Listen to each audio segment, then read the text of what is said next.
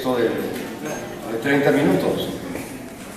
Acabo de conceder una estructura en la que sin embargo hablaremos cada uno de los 20 minutos. No, estoy simplemente esclareciendo, puesto que tengo esto para probar con ustedes de algo útil en lugar de algo inútil. Ahorita voy a cederle el micrófono a la señorita para que haga la presentación. Simplemente decir que existirán estos dos paquetes de 20 minutos, que luego haremos una especie de réplica, pero que quizá ninguno de los dos haga réplica, porque yo terminaré de hacer mi charla de 30 minutos y después de lo cual podremos conversar entre todos. Ahora sí, paso a la presentadora para que nos presente de verdad.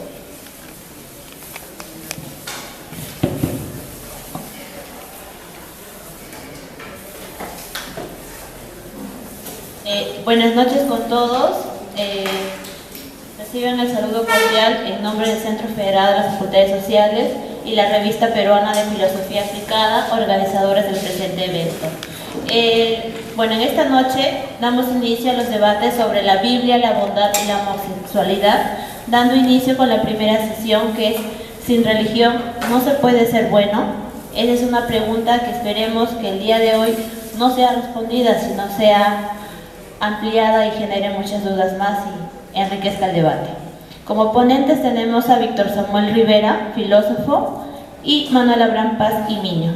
Damos inicio con el primer ponente, Víctor Samuel Rivera, que tendrá 20 minutos de exposición y luego pasaremos a una segunda ronda de réplica. Gracias. Buenas noches.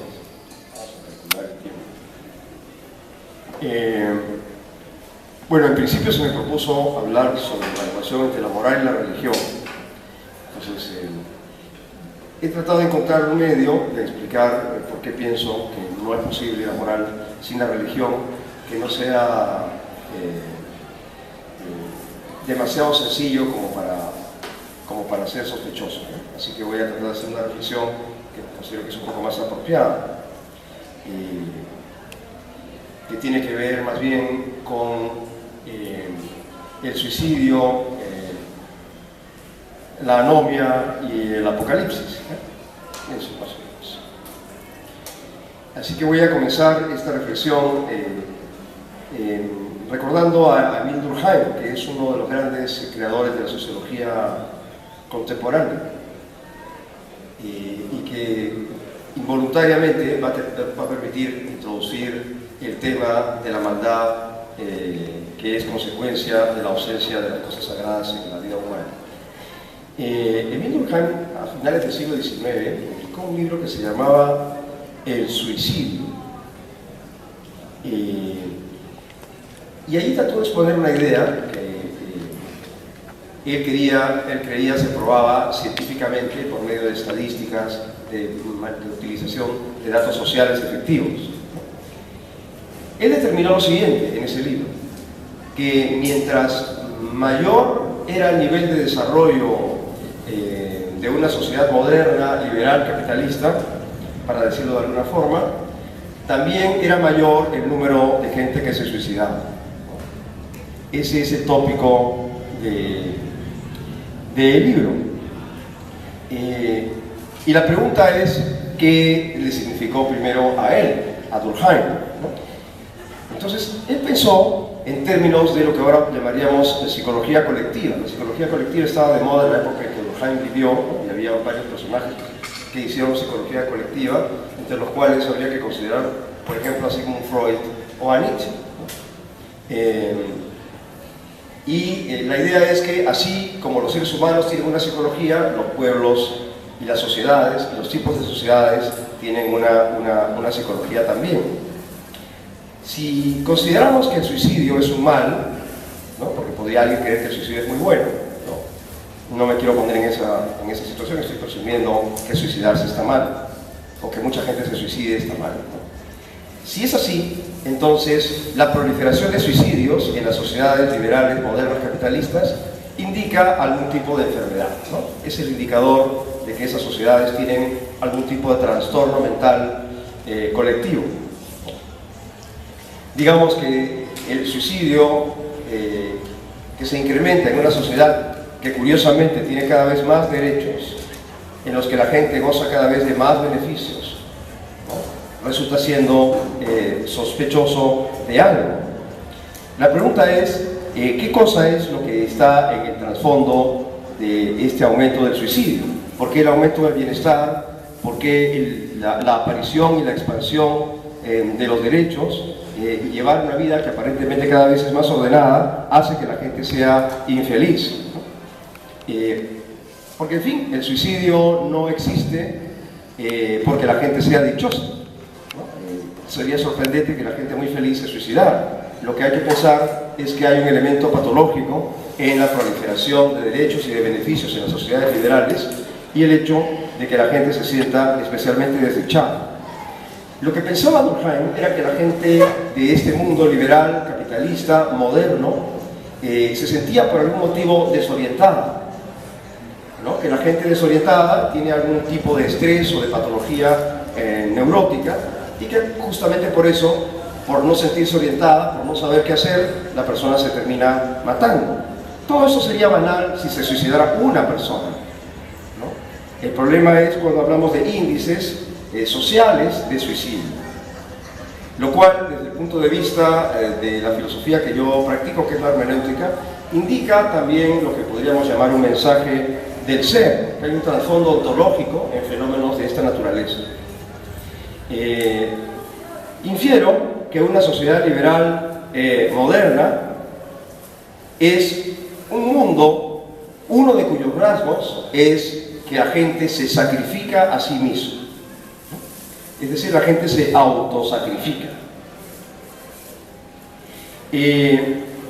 Durkheim expresó esto de otra forma. Dijo que la razón por la cual la gente se suicidaba era que las sociedades liberales sufrían de un fenómeno que él llamó anomia, utilizando una expresión griega que significa no reglas. Nomos es orden, regla. Por lo tanto, allí donde no hay reglas, la gente se mata. Mientras menos reglas hay, más se mata uno.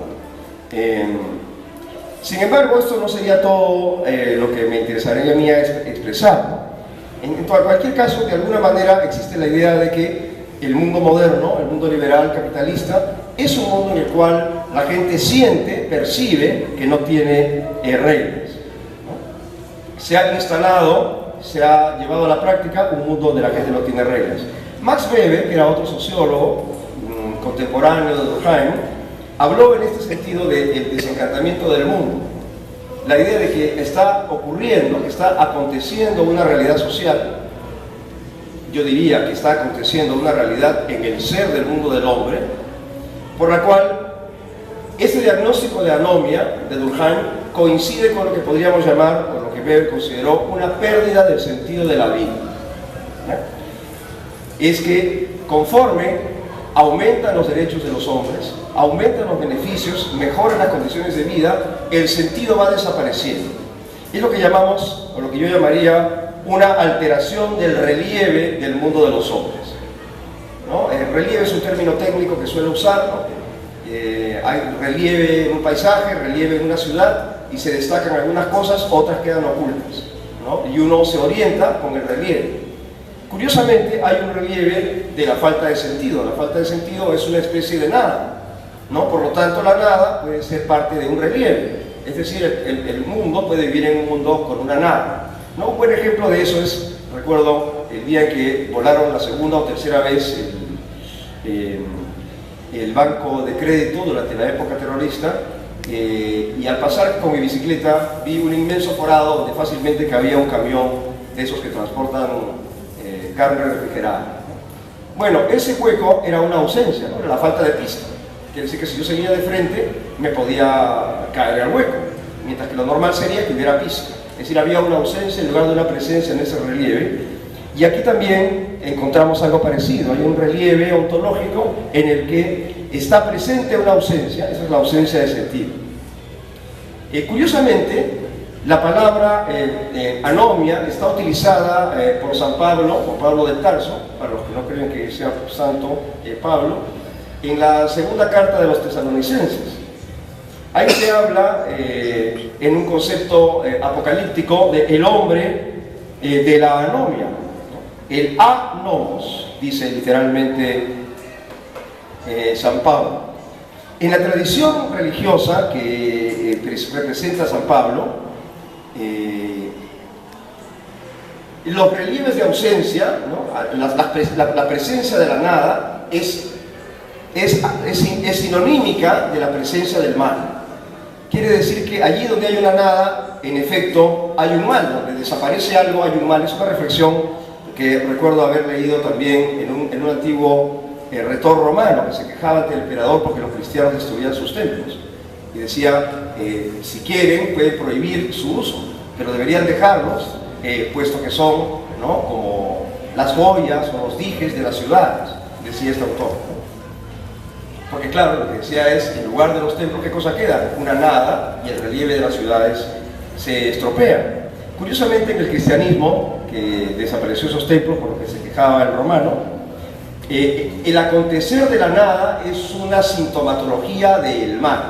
Pero este mal se entiende en un sentido religioso. Nietzsche llamaba a esta presencia relevante de la nada, la llamaba nihilismo. Y él diagnosticó esto como un fenómeno típico de su época. Decía, en esta época que estamos viviendo, acontece que Dios ha muerto. Y con esa frase quiso significar lo mismo que Durkheim o que Weber respecto a la pérdida del sentido de la vida humana. Como Dios ha muerto, es decir, como está desapareciendo Dios del relieve de las ciudades, entonces está aconteciendo algo así como un mal. Curiosamente, esto ya se había percibido desde muy temprano en el siglo XIX. No quiero ser repetitivo porque en otras charlas me he mencionado, pero hay uno de los padres ancestrales de la sociología, que es Jean Tissot, escribió en 1840 aproximadamente un libro en el que analogaba el suicidio con el espíritu de las sociedades liberales revolucionarias. Decía, ¿por qué razón les damos derechos a algo, pero quieren a más? Le damos derecho a la mujer, quieren del niño. Cuando le damos del niño, quieren derecho para el perro. Le damos al perro, entonces ya quieren derecho para el bosque, quieren derecho para algo más. Siempre quieren derecho de algo más. Nunca están satisfechos con todo lo que les damos. Si les diéramos lo que quieren ahora, entonces mañana lo romperían para pedir más todavía. Y él pensó que esto era una sintomatología de algo que era intrínseco de las sociedades liberales democráticas, ¿no?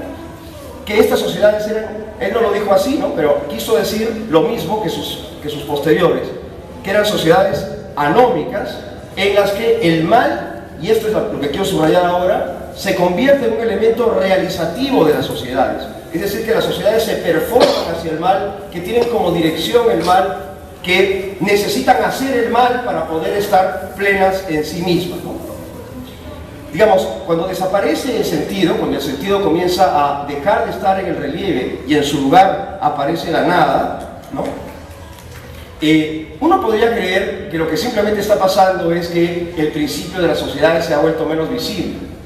Pero en realidad lo que está sucediendo es que se está revelando un sentido nuevo que le es propio a estas sociedades liberales capitalistas, que es el cultivo y la proliferación del mal, uno de cuyos síntomas es el suicidio.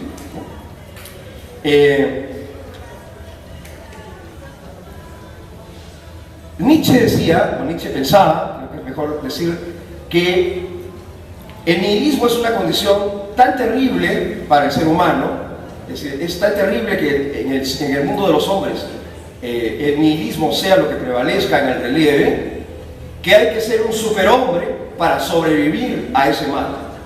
Y pensaba, ¿no?, los que sobreviven en este tiempo para el futuro son los que tienen la calidad de superhombres. Todos los demás se integran al mal, trabajan para el mal, en el sentido de trabajan para el vacío, son esforzadores de la nada, son obreros de lo inexistente. Pero en cambio el superhombre es el que es capaz de conservar una positividad para tiempo posterior. Y es curioso porque esto que Nietzsche pensó era también una manera de diagnosticar el fin del cristianismo. Es un elogio involuntario a la religión, porque decía Cicerón en su tratado de la naturaleza de los dioses, sí, creo que ni voy a necesitar tantos minutos, Decía Cicerón en La naturaleza de los dioses, de Natura Deorum, que es un libro clásico sobre reflexión acerca de lo sagrado, decía que había que hacer una distinción entre la religión y la superstición. Y curiosamente, para defender la religión, me voy a atrever a defender ahora la superstición, puesto que la superstición, como vamos a ver, está vinculada a esta idea de Nietzsche de que solo el superhombre puede sobrevivir al mal de un tiempo donde el relieve predominante es el de la estructura nihilista, del trabajo del nihilista. Dice Cicerón, lo voy a leer, lo he anotado explícitamente, es una traducción que está un poco alterada. Siempre acomodo las traducciones un poco. Dice: se ha llamado supersticiosos a los que pasan días enteros recitando plegarias y haciendo sacrificios para que sus hijos les sobrevivan. Y es que supersticioso tiene que ver con superstare, es decir, algo parecido a sobrevivir. La idea es que, según Cicerón, el supersticioso se empeña más en la religión porque su relación con la religión consiste en tratar de que alguien le sobreviva a su mundo. Porque teniendo la convicción de que en su mundo predomina la muerte, lo cual es espontáneamente cierto de los padres respecto de los hijos, puesto que los hijos sobrevivirán a la muerte de sus padres normalmente, ¿no? Rezan para que continúe habiendo vida después de que su mundo haya terminado. Pero justamente esto es análogo a lo que decía Nietzsche, ¿no?, respecto del superhombre. El superhombre es aquel que es capaz de sobrellevar, superar y salvarse del tiempo del nihilismo. Si sumáramos a Cicerón con Nietzsche, sería razonable pensar que el hombre que hace plegarias y hace ritos y sacrificios en el momento de predominio y hegemonía del mal, ese hombre es el que está tratando de salvar el mundo para los que vienen después. Es decir, que este hombre que es supersticioso finalmente sería equivalente al superhombre en el mundo nihilista. Sería aquel que podría superar su generación, ¿no?, su tempus, así decían los latinos, o su mundus, que son equivalentes. Los dos términos expresan el mundo en el que yo vivo, que es un mundo que es finito en el tiempo y que va a ser sucedido por otro mundo finito. Y la idea es, ya que yo no voy a tal vez llegar yo mismo al otro mundo, rezo para que otro llegue. Pero la idea es que al hacer eso, realizo yo la supervivencia del otro. Y por lo tanto hago posible la transmisión, ¿no? Y por lo tanto, a través de la plegaria, el rito y el sacrificio, constituyo en el mundo de la nada o del mal la salvación para el mundo futuro.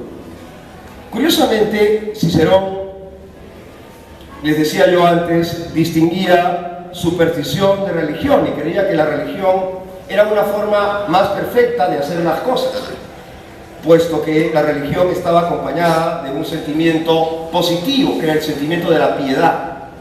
Y él pensaba que los supersticiosos estaban más guiados por el elemento negativo, que era el temor a la desaparición, no era la reacción ante la amenaza del avance de la muerte, ¿no? Pero la verdad es que Cicerón mismo tuvo que aceptar que en la vida cotidiana los romanos a veces decían superstición por religión y religión por superstición, y que la distinción entre una cosa y otra la estaba enfatizando él, que había algunas personas que a los cucufatos, diríamos hoy, los llamaban supersticiosos, pero en el fondo superstición era una forma de decir religión, ¿no?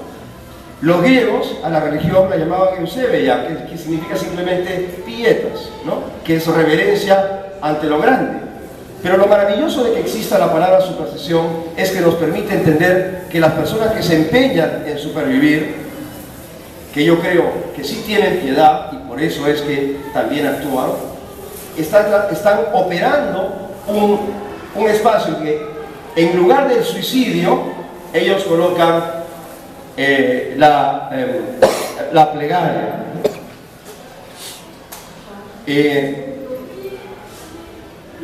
Y con eso creo que vamos a cumplir nuestro objetivo. de que hable yo solo 20 minutos y luego tengamos charla. Y ¿cuál es el sentido, no? ¿Dónde se halla el sentido de cuya ausencia es el suicidio un síntoma? Yo insisto, aunque ya lo dije más temprano, de que se trata de una huella, de un rasgo, de un síntoma, no de psicología colectiva, como creía Durkheim, o como pensaba Weber, o como seguramente pensaba Tissot o algún otro, ¿no? Sino se trata de una huella ontológica, ¿ya? Es el criterio de que algo falta y que eso que falta tiene que ver con la acción, ¿no? Porque una cosa que siempre sucede cuando Abraham Paz y nos encontramos es que hablamos en términos de la fe y de la ciencia, pero yo prefiero hablar en términos de la teoría y de la praxis, de la contemplación y de la acción. ¿Por qué? Porque desde el punto de vista arcaico, es decir, desde el punto de vista de su origen, la religión, antes que una creencia, es primordialmente una práctica, es una forma de ser del hombre, en la que el hombre hace una operación, ¿no? Por eso la misa se llama, ¿no es cierto?, el oficio, o sea, la operación santa, en la que se realiza, a través de una práctica, la salvación. No es que yo digo creo y me salvo, eso lo dicen generalmente los protestantes, como una Biblia en la mano, ¿no? Pero en la tradición griega y romana de la religión, y mediterránea, o sea que también egipcia, babilónica, etc., estar en religión implica proceder a actuar según unos ritos cuya función es renovar el sentido de la existencia de la ciudad. Quiere decir que la ciudad tiene en el templo el lugar donde se realiza su sentido. Así que es una praxis realizativa ¿de qué? Del ser de la ciudad donde se pone en práctica. Y por lo tanto ese sentido no es otra cosa que la constancia en el ser de la ciudad misma. Pero ¿qué ocurre?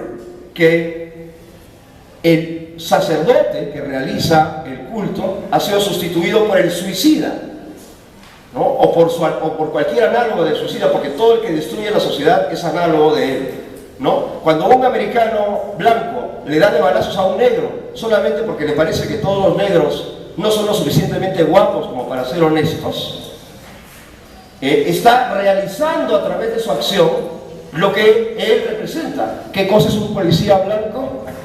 Es la justicia americana, que se realiza cuando es capaz de matar, ¿verdad?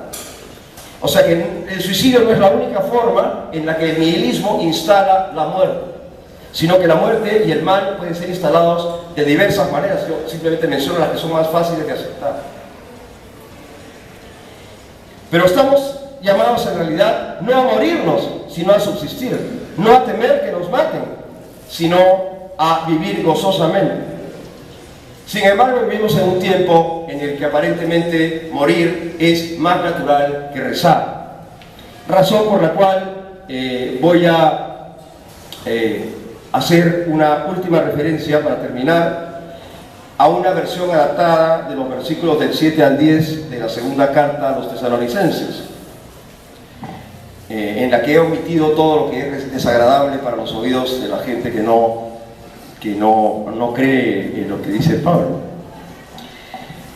Cuando sea el tiempo señalado, fíjese, el tiempo, ¿no? Es un tempus, es una época, un periodo de tiempo, será posible ver al hombre de la anomia, ¿no? Al anomos, al hombre que realiza la nada y la instala y la convierte en parte del relieve de los hombres y permite que la nada sea subsistente. Dice, y este hombre de la anomia, él vendrá con el poder del mal, dice San Pablo. Lo acompañarán prodigios, ¿no? Que en la terminología de los romanos significa cosas sorprendentes, como el cable, el internet, la bomba atómica, etc. Y señales, falsas sin embargo. Y esas señales y esos prodigios, dice Pablo, le servirán de orientación a los hombres para el mal y para que así se extravíen de la salvación. Y voy a terminar con una frase que me estoy robando de Gianni Vattimo de otro contexto, puesto que no he venido acá a convertirlos al bien, sino a explicarles el bien. Lo demás se los dejo para ustedes. Gracias.